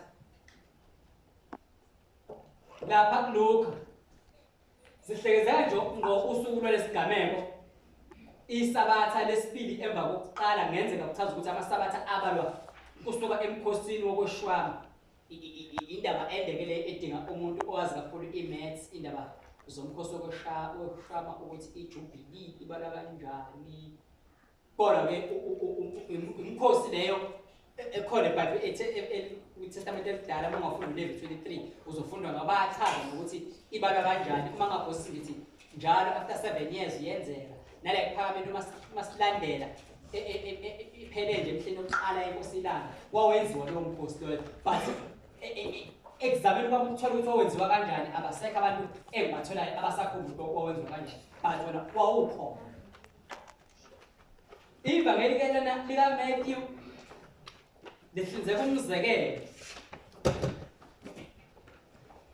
oveza isizathu sokusebenza ngesabatha njengesibonelo sesibili.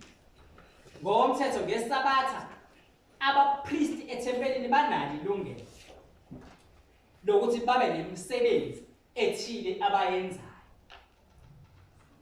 Omunye would argue ukuthi ngokwasezulwini is it constitutional ukuthi kuthiwe asikhiphe imali yethu sihambe se-ethipe umnikelo whereas kodwa kuthiwa ukuthengi ngesabatha ukukhipha imali kwi-wallet iyongena kwi-safe estore umehluko wakho mkhulu kangakanani ukukhipha imali uncipha imali ephaketheni lami iyongena embingini ubuza umuntu njalo-ke oze ocabanga ukuthi uhlakaniphile kanti uyisiwuli akuthathe lokho afuna ukwenza akubize yena ngomsebenzi yes umsebenzi kodwa umsebenzi wasezulwini ogunyazwe ubani inkosi yamaNazaretha nabapristi-ke babenalo lelo gunya elinjalo lokwenza so as nenkosi yesabatha yayina nangiya ekuthebeni yaseBethesda esindisa umuntu owayengakwazi ukuhamba wathi thatha uhlala lakho usuku umhambe abaFarisi nabaSadusi bambheka kakhulu kodwa ayekwenza kwakuyini kwakuyilento ebengiyishilo ukuthi enye yemandate yabo efanayo abayizilo to restore ukulunga nomusa emhlabeni. How can you leave umuntu ongakwazi ukuhamba kodwa kunaba ukuthi umphilise ebese uzomphilisa ngoba nakho kuyisabatha okusho ukuthi ukulunga kuwena akukho kukhona la isikhathi umthetho ekufanele uapply ngaso kodwa bese ucabanga ukulunga ake ngilinganise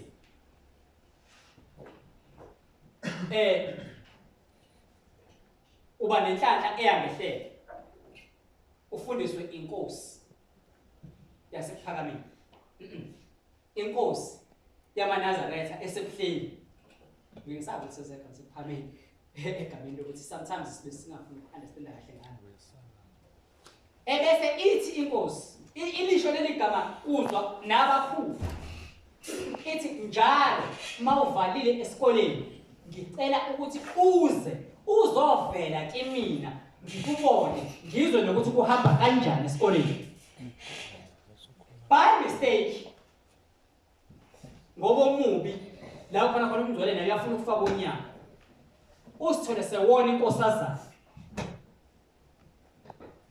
umshumayeli usezokubiza athi wona inkosazana athi ngiyakumisa kodwa ebesekukhungula ukuthi inkosi iyakudinga wena njalo ngomhlangano uzovela ke uzochaza ukuthi uhamba kanjani esikoleni awunikeza wena igunya lokuthi njengoba inkosi ikufuna ukuhamba kanjani ufike usho inkosi sangonile athi umshumayeli ngiyakumisa emgidini uma uthi ubumaya usezokumaya la ethempelini ngifuna ukubona amasabatha onke kulayini lokugcina lapha ethempelini noma ngale kwamatshe amhlophe kukuyena kusegunyeni lakhe ukuthi ukubeka ngale kwamatshe noma ukubeka kulayini lokugcina athi awuzokufunda awuzokwenza lutho nje lesonto kovuka nathi awusukuma ushumayeli kodwa ngiyakunikeza igunya lokuthi ngoba inkosi yakufuna uzoya la kukhona khona inkosi makusuke kuvaliwe khona izokubona uyakugweba kodwa in the meantime usebenzisa nomusa ukuthi musukulahlekelwa ukuthi wena uyafundiswa inkosi ngoba uma ngabe usungayi enkosini ngeke usayithola phela imali ngoba inkosi ayikufakele imali ebhenki inikeza wena la esandleni after wena sewitshela ukuhamba kanjani esikoleni kungena iwinter baba iduvet yami isevele yashwabana sekumele manje kunikeze imali ukuthi uthenge iduvet cover entsha unalowo musa-ke umshumayeli wenza lowo musa wokuthi ena hamba uye encekwini ukuyibona ibese uzibike wena-ke kusekufanele uqinisekise baba nginecala esengilenzile elu-1 no-2 no-3 bengicela nkosi ungene kakhulu manje emqondweni wami ngiyiqede le-degree ngenzayo khona ngizokwazi ukuthi ngililungise leli cala ngoba ngiyimina ngoba kuyizwi lenkosi kodwa ngoba kuthatha akusangifanele uzusho wena uzibophe wena akusangifanele ukuma la ibese inkosi izothi inkosise ibese ithi ungabe usagaba izobe sikubuza ukuthi ukuhloseni ngaleya ngane kufanele ukhulume iqiniso ungabe subalethe manje nkosi ngifica umgwaqo ohanjwayo Let's be realistic, guys. Why bangabe umuntu kade yena esuke isono siyihlalele sibeke asivundulule uma bese kuyisono ebese kufuna ukuvela ukuveza amahlazo asisono ngoba nakho ngumgwaqo ohanjwayo wena ukuthiwa hamba yini kuwo cha okay lalela ke nginikeza igoli hamba konomphela uzobe lasho njalo ushele Umuzo hayi baba ngifika ugogo swakhe hamba konomphela. Ngikunikeza umthunje wakho uwedwa hamba bona ushaya isidudlu umuthanda uyidinga umuthanda wehla uphinde uyiphusha kodwa ngithamba konomphela. Umthetho ufanele ukubophe khona uzokwazi akoniwa. Ake sikhulume naleyo zinsizwa zezulu. Ake sikhulume naye bafowethu. Seriously. Ake sibe honest. Mantombazane, makhosazane. Makhosazane. Ngicela nizilini. Kunesibusiso sinzima kabi, kodwa ngizokusisho ngoba abanye namhlanje bathuka inkosi ngaso. Angizokusisho ngoba abanye benu basebancane kakhulu bazongayisizi kahle lento nomshobe mhlawumbe uzongisola manje ngayiveza leyo. Kunesibusiso esinzima kabi esakhulunywa ngane izintombi ezihamba intanda. Kodwa ngaleso sibusiso namhlanje abakwaziyo lokho kodwa benganako ukuqonda nomoya kaNkulunkulu bathuka inkosi esihamba nayo ngakho. Bafowethu ningasilahli leso sibusiso. Kunento ekuthiwa iyophuma kunina.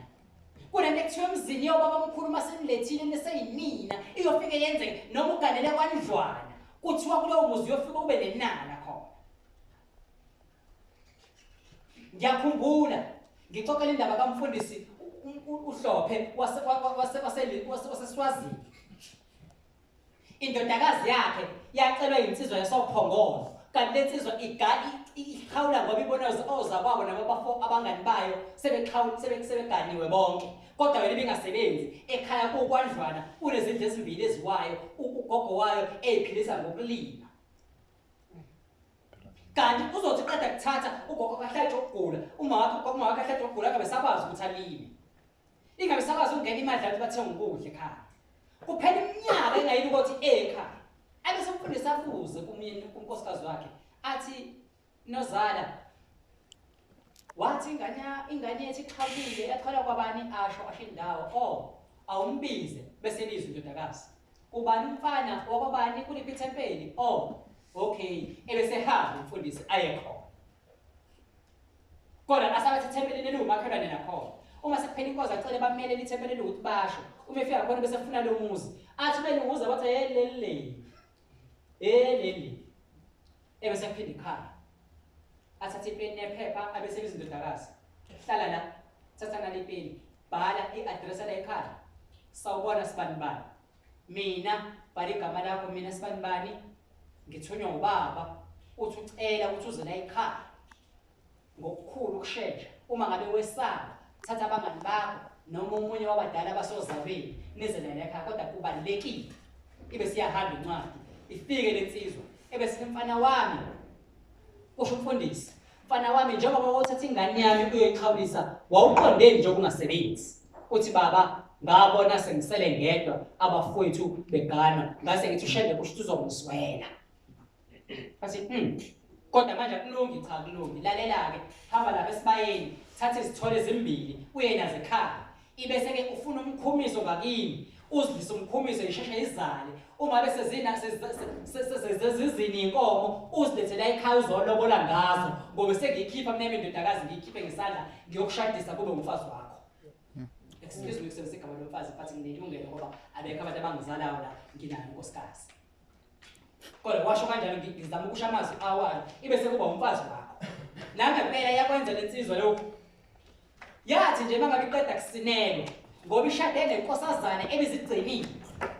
Isibusiso sasisho kwabamkhulu ukuthi xa ungalile usayintombi uzigcinile uyofika kwandlwana ibese wenza umuzi ube mkhulu kube yinxuluma nangempela lensizwa namhlanje i-owner ama-truck i-owner a fleet of trucks just because yenze njani yagala isibusiso kodwa umuntu engeyimbongele kakhulu umfundisi okwazi ukuthi angabi nawo umona ngengane yakhe omunye othi hamba ubhale incwadi sehlukaniswa kodwa umfundisi waba nalento engiyishoyo yokwazi ukuthi le nkonzo into ebalulekile is to restore ukulunga nomusa. Bangaka basengakwenza lokho. Ukuthi umuntu umsisele ngenkomo uthi akaphinde nazolobola ngazo ekhaya. Ngithi angiyiveze leyo bafowethu ukuthi uma ngabe sihlangene lapha ezikhungweni zemfundo noma ibingekho ibingekho kwinto ebengiqonda ukukhuluma ngayo namhlanje kodwa ngizwa kungifikela ukuthi ngiyiveze bafowethu ngoba la awuyithathe ngathi ukwi-marathon ugijima 400 meters eground sekusele ukuthi uye lapha entambeni ufana nomuntu ola usuyibuka kanje intambo yempumelelo fight by every means ukuthi excuse me uyafika kuleya ntambo ube utho kusasa igama likaShembe kulwela ukuthi mangingathungwa ngawe igama likaShembe kulwele ukuthi mina ngingahuduleleki phansi ngawe ngoba uzokanga nomuntu ngoba uhlohlwe omuntu kanti lo muntu kuwena akabukeke muhle ukuthi kuwumuntu ongakhana umuzi usuyambalekela kwenzakalani ngathi nahlala suthi nifuna 14 nihlale ngathi pheke ithende bafowethu kosazana ziphathe kahle mama sekonakele akucala ukubonakela mumuntu ufuna ukutshontsha ngoba ngathi intshontsho udala ukuthi lo muntu egcine omunye uzokwenza lokho ngathi nokholo oluncane ebese yahlubuka ethi kuyafana nje ukugana lapha ukugana ngaphandle nokugana esontweni ngoba vele labantu laba bahlula ukugcina kuqala ebese thuka abagcotshwa laba abanihlolayo ethi kuqanjwa amanga kuthiwa ziyahlola lezi zinto ziyagwaza yayizinhlambe siphuma ngawe uwedwa ayisayi kulo muntu enigangeni naye kodwa sifaka nabantu abagcotshwa kaNkulunkulu abaphatha izwi kaNkulunkulu asibacabangele laba bantu bafuthu ngiyacela insizwa zezulu asibacabangele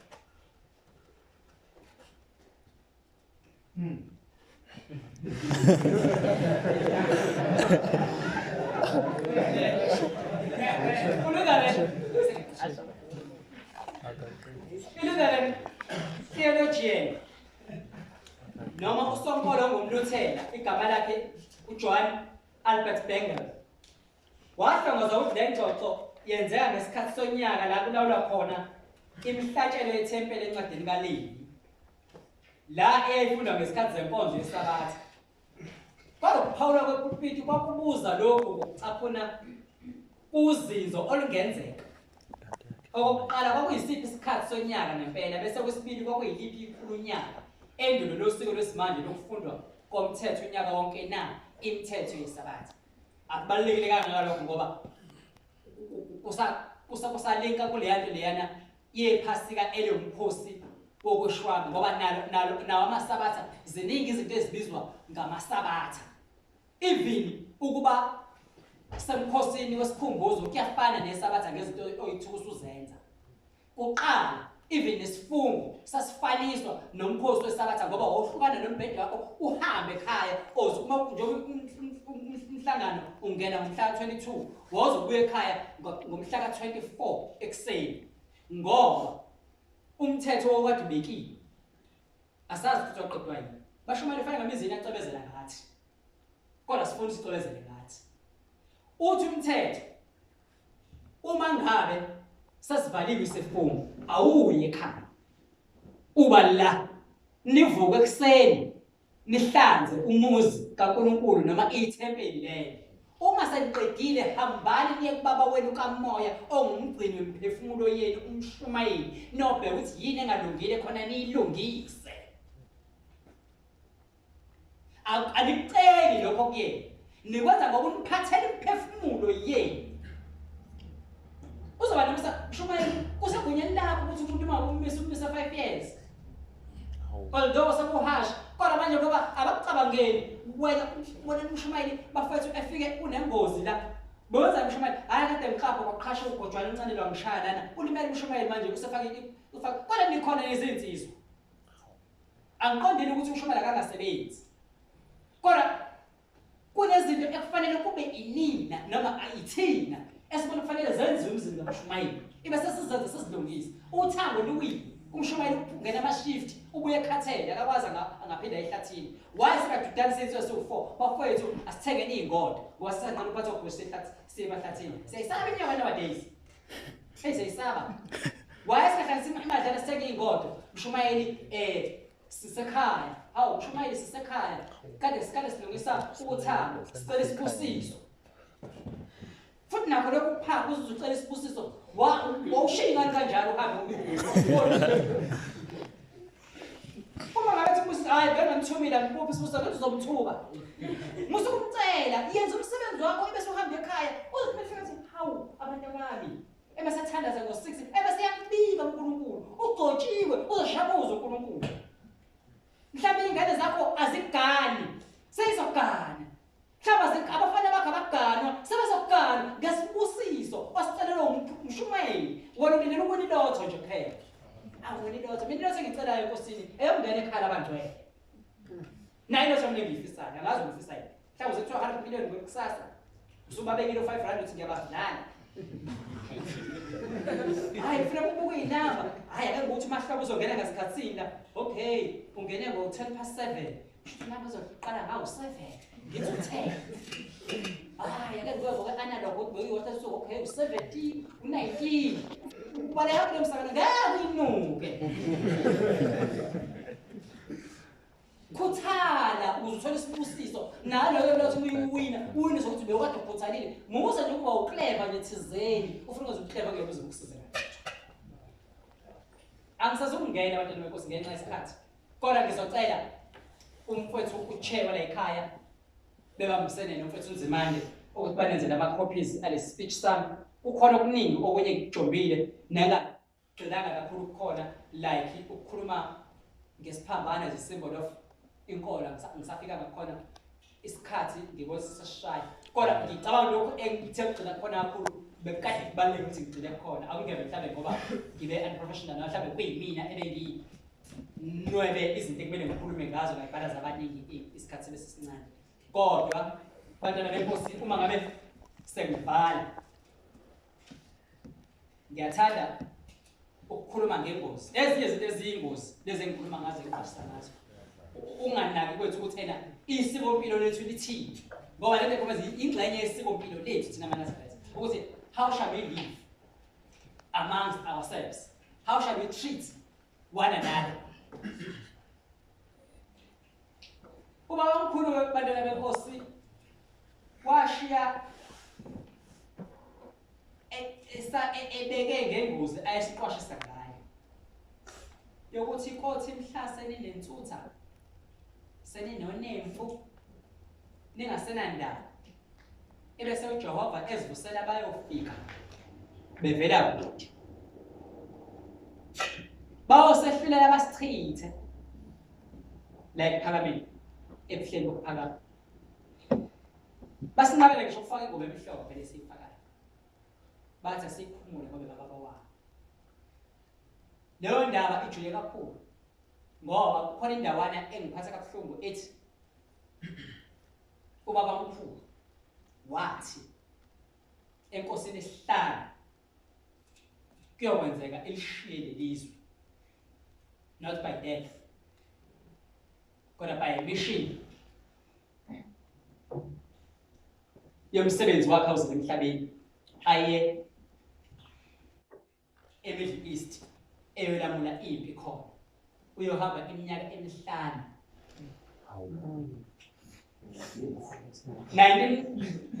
2017 February kade siseCape Town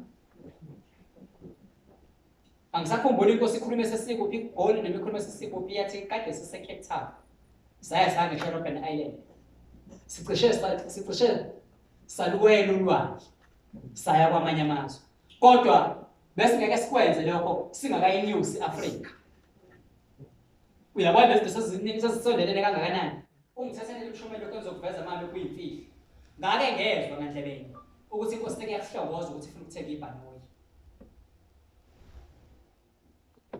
uthi baba omkhulu enkosini esihlanu sisenkosini esihlanu seyile kwi-tip of iAfrica sekusele ukuthi iye manje ethi esigqokweni seAfrica uma isesigqokweni seAfrica sewona ulwandle libomvu ibe seyifika kuphi eMiddle East kuthiwa ngaleyo nkathi sosala nabefundisi uthi loyo naloyo uthi loyo naloyo mfundisi uyofuna ukuthi kukhonzwe yena athi akasabuyi ushene khonzani mina uthi kodwa ke mhlazane ebuya uyobuya nabaningi kunathi uthi labo abafica besamile ezweni lokuphila uthi uyobambelisa ngokukhulu uthi kodwa labo bese bekhoza befundisa sebenza oshembe babo bokwembelisa ukulahla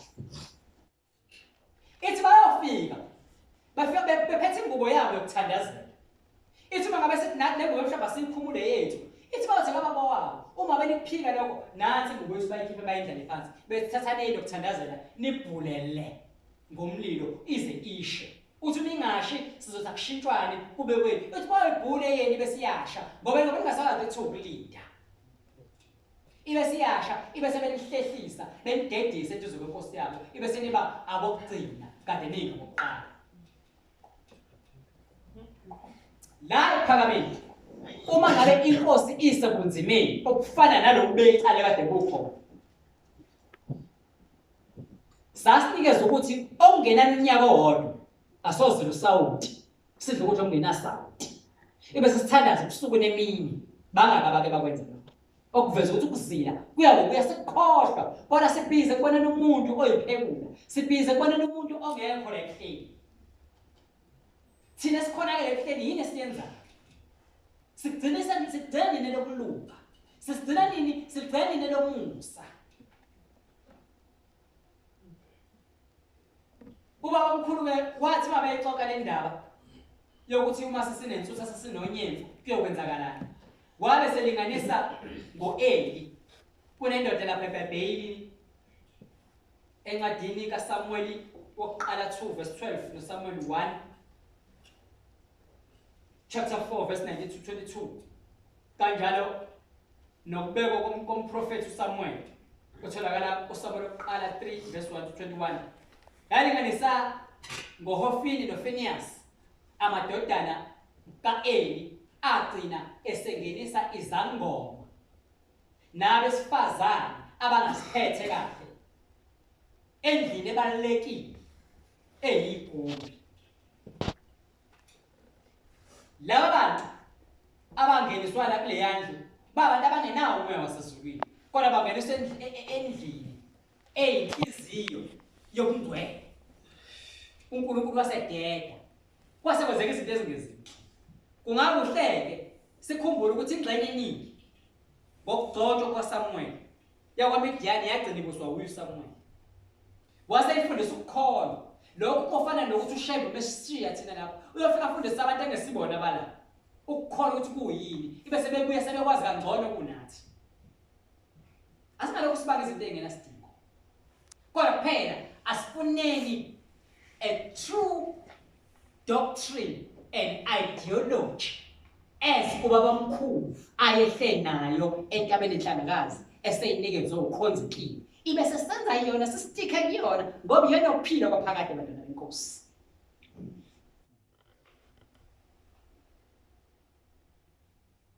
ethi-ke bafundisa iy'ngane zabo ukuthi bagcina sebenza lento ekuthiwa senziwa nathi kuthiwa sizenza ngenkani babadlisa amabhobongo efika gqofu ubaba omkhulu angizokisho ukugcaba nokunqimini kodwa wathi iy'ngane seyizalwa yinina ngoba senikholiwe angisakuzenzisa le mikhuba eniyenzisa zona angisakuyidlisa amabhobongo akukho mkhuba oyisiko lesintu enezenzisa zona uma besiqhubeka thina izinto sizenza sifuna ukuthi kube njani siyamdedisa uNkulunkulu thina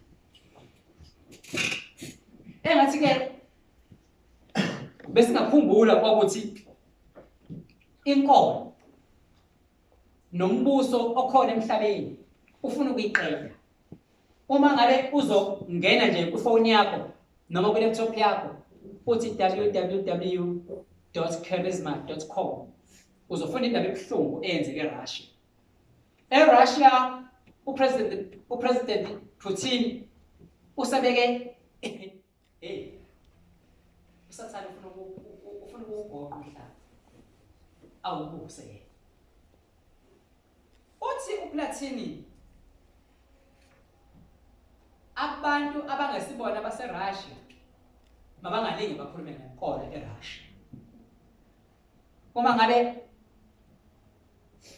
ake ngidinganise nje la eSouth Africa sebebaningi abantu bakoZimbabwe kanjalo abanye sebeze baba izakhamizi bathenga ngokufa kancane katsana se-South African uma nje uRamaphosa engasethi makufika ifamily yakhe ize la ingane ikhuluma ngenkolo khandekani uPhiason Ndlovu Shonest yamazwe Safarelemo owaseZimbabwe uma evakashela abantu bakubo la uyiNazaretha lo muntu engikhuluma ngayo Phiason insizwa yaseZimbabwe iyiNazaretha iganiwe kahle la esontweni uma sekufika abantu bakubo ey'nsukwini ezimbalwa omfundisi omleya kade begcoba amathempeli eZimbabwe uma sebefike la bese bekhuluma ngenkolo bethi abangakhulumi ngenkolo ngoba babona balana ngabe kuthekekani ngabe kuthiwani indaba enjalo uVladimir usho njalo ukuthi abangakhulumi ngenkolo abantu abangesibona bakhona noma kuthiwa bavakashile uma kungena esitimeleni ungena incwadi egunyaza ukushumayela unakushumayela umuntu ongelona ikholo awunalo igunya lokukhuluma indaba kaNkulunkulu naye uma ngabe kunenhlanganiso efozele kufanele iphasise ugovernor walelo dolobha qala ngaphambi kokuthi bekhona uma ngabe ekhaya angabe basekuthanda nokuhlaba sithanda inyama nosawoti ndombolo uma bekhaya kuzoba nento enhlanganiso yokuhlanganisa abantu ngokwenkolo kuthiwa nakhona futhi akuphasise ugovernor wasezweni awucabanga ukuthi kanjani basethiwa kuba njalo la ngenxa yokuthina sihlele ukuthi silinde uNkulunkulu simthandaze ngokweqiniso singalokho sijaba yes it's good bafowethu ukuthi sazi ukuthi ushembe uNkulunkulu kodwa akube noNkulunkulu let us prove ukuthi thina sihambe ngemithetho yakhe phela ukuze sibone sinoNkulunkulu asingenzi otherwise asingathi nangu uNkulunkulu kodwa thina sazi into ebhekele ecelele phambena nendaba kaNkulunkulu asikhumbule ukuthi lokhu kuNazaretha uma besifuna ukuthi bukhule mdlondlobani akulele kumina ngedwa akulele kwena wena kodwa akulele kuthina kukhona amazwi engiwathandayo engqalabutho ezombusazwe lama Afro-Americans uMalcolm X uthi when I is being replaced by we even illness becomes wellness ukugula okukhona ngako kusezweni kokuthi isalukazi uzokuthiwa sinukubezwe umfana omncane indoda endala uzokuthiwa inukubeze ingane nezinyanga ezintathu that can be cured by imthandazo yethu ngoba thina sinoNkulunkulu sikhonza uNkulunkulu wangempela kodwa thina sihleli deqe siselivini asenzi next ngomgcolo kuthina amandla asinikeze wona ukuthi sithuthukise lokhu kuNazaretha asibenzi asiwenzi sicabanga ukuthuthukisa uNazaretha thina sicabanga intezi sithini nge-economic policy yokuNazaretha etholakala kumthandazo wokuvuka this is an economic policy yokuNazaretha ukuthi zisebenze wena ukuthi usayishembe baba wethu sicela ukuthi uthole indawo wakhe nje umuzi uthi uma ufika khona uhlale kahle kodwa sicela kube iclass esizolima kulona shembe sicela ukuthi endaweni enomhlaba wakho omkhulu sicela ukuhlanganisa ama-blocks sicela ukuhlanganisa izitini sakhe izikole zamaNazaretha isifiso esikhulu sakho sinyanga yezulu ukuthi sibe nezikole zethu sibe nama-colleges wethu sibe nezibhedlela zethu when are we going to accomplish that uma besihleli sicabanga ukuthi kuphela indawo maqhamuka yes ushembe vele siyamthanda kodwa manje uthi ena la kunesitezi kaShembe ube umfula ngaphesheya kunesitezi kaTekashembe ngoba kuphela sijaheni elimi kanje sonke sifuna elimi kanje ngibesikhulu